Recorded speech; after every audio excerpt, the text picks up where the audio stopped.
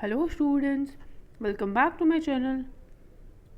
आज हम cold war की इम्पोर्टेंट इवेंट्स डिस्कस करेंगे। सेकेंड वर्ल्ड वार के ख़त्म होने के बाद 1945 में पूरे वर्ल्ड में जो है कोल्ड वार जो है वो स्टार्ट हो जाता है। कोल्ड वार जो है it was started between USA and USSR. एक साइड से था यूएसए, दूसरी साइड से यूएसएसआर था। यूएसए जो है ये सपोर्ट कर लेता था यूएसए जो है ये सपोर्ट कर लेता था कैपिटलिज्म की आइडियोलॉजी, जबकि यूएसएसआर जो है वो कम्युनिज्म की आइडियोलॉजी को प्रमोट करना चाहता था। So it was a war, it was an ideological war it was an ideological war it was ideological war between the two superpowers. तो फर्स्ट जो है it was between the communism and the capitalism. It was fought on the minds of the people. ये तो कभी battle field में fought नहीं किया गया. It was ideological war. तो कोल्ड वार के कुछ इंपॉर्टेंट इवेंट्स हैं वो हम आज डिस्कस करेंगे.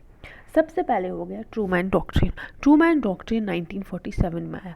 ट्रूमैन तो यूएस का प्रेसिडेंट है, तो इन्होंने दे दिया, तो उसके नाम पे इसका जो है ट्रूमैन डॉक्ट्रिन नाम रखा गया. अब ट्रूमैन डॉक्ट्रिन क्या था?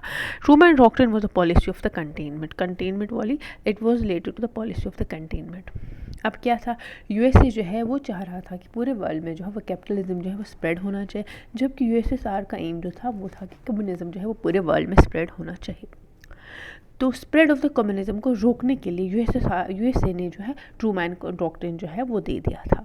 Truman doctrine was a policy to stop the countries resisting communist influence, especially into the Greece and the Turkey, and this marked the beginning of the containment strategy. ये जो है beginning of the USA जो है इसकी ये कोशिश थी कि दैट कम्युनिज्म जो है वो किन कंट्रीज़ में ना फैले, पर्टिकुलरली ग्रीस एंड टर्की वाली कंट्रीज़ में ना फैले. तो इसकी वजह से it marked the beginning of the containment strategy to stop the spread of the communism world wide. पूरी दुनिया में कम्युनिज्म को स्प्रेड होना जो है रोकने के लिए जो है कैपिटल इसमें यूएसए ने ट्रूमैन डॉक्ट्रिन जो है वो स्टार्ट किया था. Next is the Marshall plan 1948 में हो गया था. It was the economic weapon against communism. USA ने लॉन्च कर दिया था एक एड प्रोग्राम लॉन्च कर दिया था इन द वेस्टर्न यूरोप में होगा. तो to prevent the communist influence को रोकने के लिए इन लोगों ने यूएसए ने जो है वो एक एड जो है वो देना शुरू कर दिया था. USSR rejected the aid and forced the eastern Europe nations to do the same, deepening the east waste.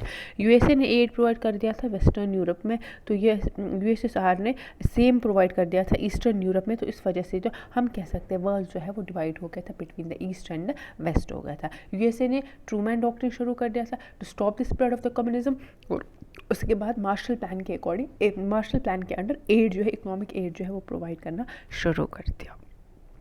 उसके बाद बर्लिन जो है वो जर्मनी में है. USSR blocked all the land routes to the Berlin. USSR ने क्या किया था, इन्होंने जितने भी लैंड रूट्स है ब्लॉक, उसमें से बर्लिन के टुवर्ड्स सब कुछ ब्लॉक कर दिया था. और उसके रिस्पॉन्स में यूएसए ने क्या किया था, यूएसए ने लॉन्च कर दिया कि airlift delivering the food and the supplies वगैरह जो है वो एयरलिफ्ट के जरिए इन लोगों ने डिलीवर कर दिया था. और फाइनली इसकी वजह से जर्मनी जो है वो दो हिस्सों में डिवाइड हो गया था, western Germany and the eastern Germany. West जो है वो कैपिटलिज्म को फॉलो करने लगे, और इसके बाद ईस्टर्न जर्मनी जो है वो कम्युनिज्म में फॉलो करने लगे. इस तरह हम देखें धीरे धीरे जो है पूरा वर्ल्ड जो है वो डिवाइड हो गया था, between the east and the west में डिवाइड होने लगा, between the communism versus the capitalism जो है धीरे धीरे जो है पूरी दुनिया में होने लगा.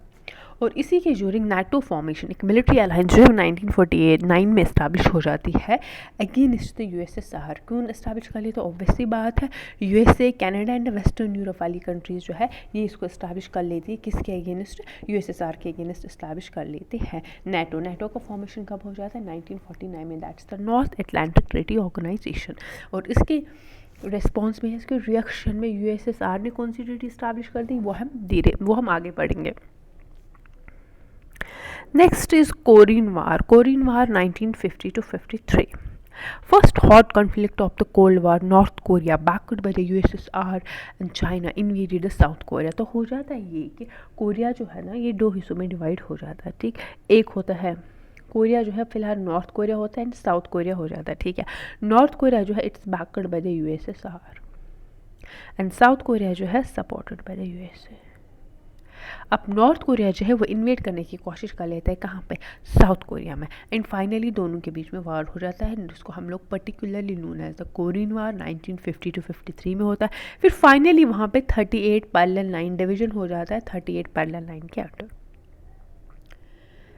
नेक्स्ट जो हमारे पास है वार्सा पैक्ट। वार्सा पैक्ट अभी मैंने बताया आपको, नेटो को काउंटर करने के लिए हमारे पास वार्सा पैक्ट जो है वो एस्टैब्लिश हो गया था, and alliance of the eastern European communist countries. तो कम्युनिस्ट कंट्रीज ने अपने लिए जो है वार्सा पैक्ट जो है अलायंस एस्टैब्लिश कर दी in response to the NATO, and it solidified the division of the Europe into the two opposing blocs, intensifying the cold war hostilities. और इसकी वजह से कोल्ड वार हॉस्टाइलिटीज जो धीरे धीरे बढ़ गई।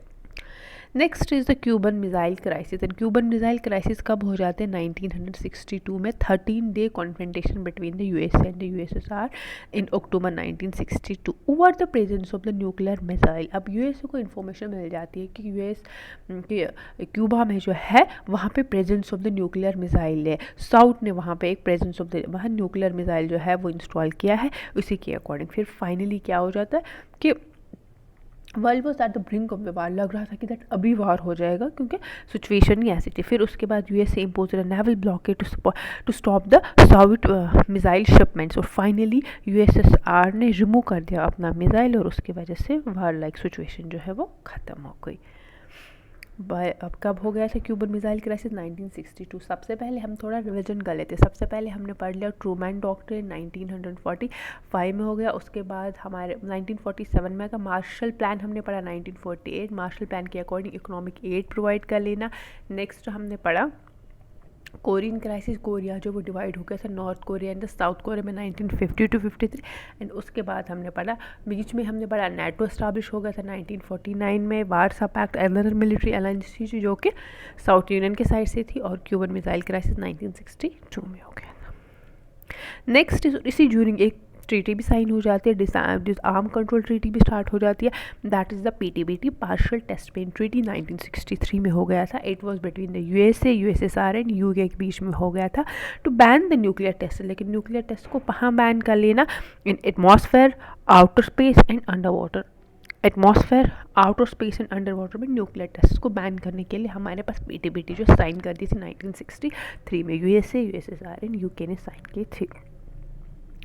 नेक्स्ट वियतनाम वार। वियतनाम वार 1955 से लेकर 1975, सेम स्टोरी इसमें भी थी कि वहाँ पे क्या हुआ, USA fought to prevent the communist North Korea. वहाँ पे नॉर्थ वियतनाम जो था वहाँ पे कम्युनिज्म जो है वो स्प्रेड हो गया था, and it was backed by the USSR. और वो क्या चाह रहे थे, टेक ओवर कर लेना साउथ वियतनाम को, और यूएसए जो इसी को चैलेंज कर रहा था। It is all about Vietnam वार जो कि 1955-1975 के बीच में हुआ था, और इसी के ड्यूरिंग हेलसिंकी अकॉर्ड भी हो गया था। It was a cooperation between the east and the west. It was signed by 35 nations. It was signed by 35 nations including the USA and the USSR for promoting the human rights, economic cooperations and the European stability.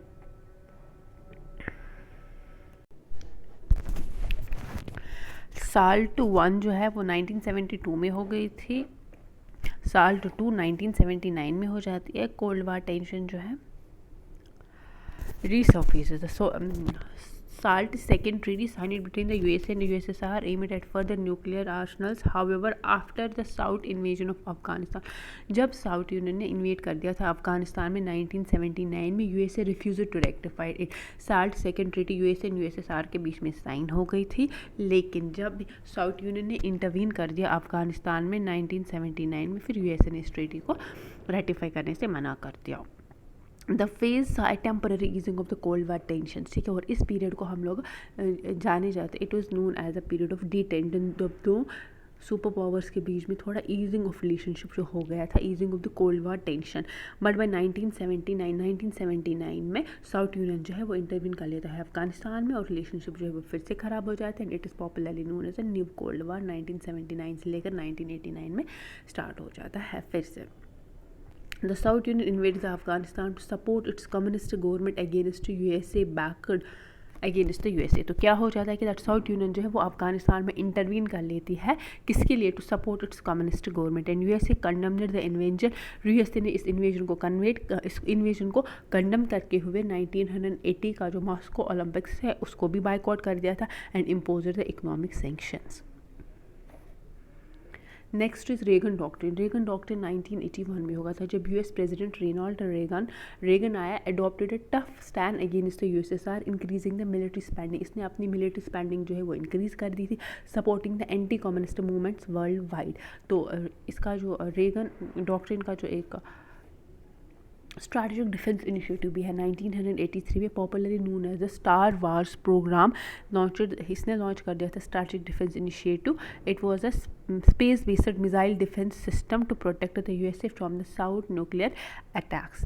फिर वहाँ से USA में क्या हो गया था, Ronald Reagan की administration आ जाती है। रोनाल्ड रेगन जो स्ट्रैटेजिक डिफेंस इनिशिएटिव जो है वो अडॉप्ट कर लेते हैं और उसके बाद वो मतलब एक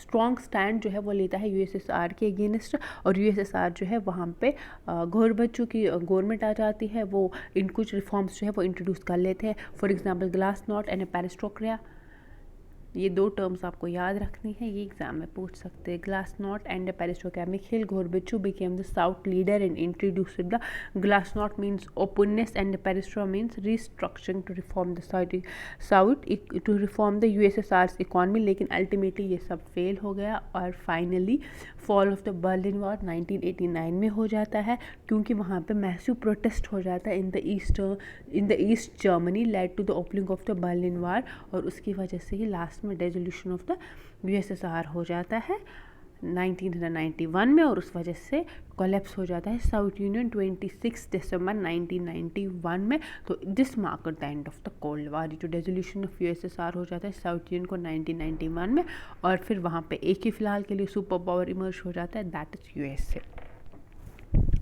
वीडियो पसंद आया होगा तो चैनल को सब्सक्राइब कीजिए, लाइक कीजिए, अपने वेव्स कमेंट में बता दीजिए। Thank you.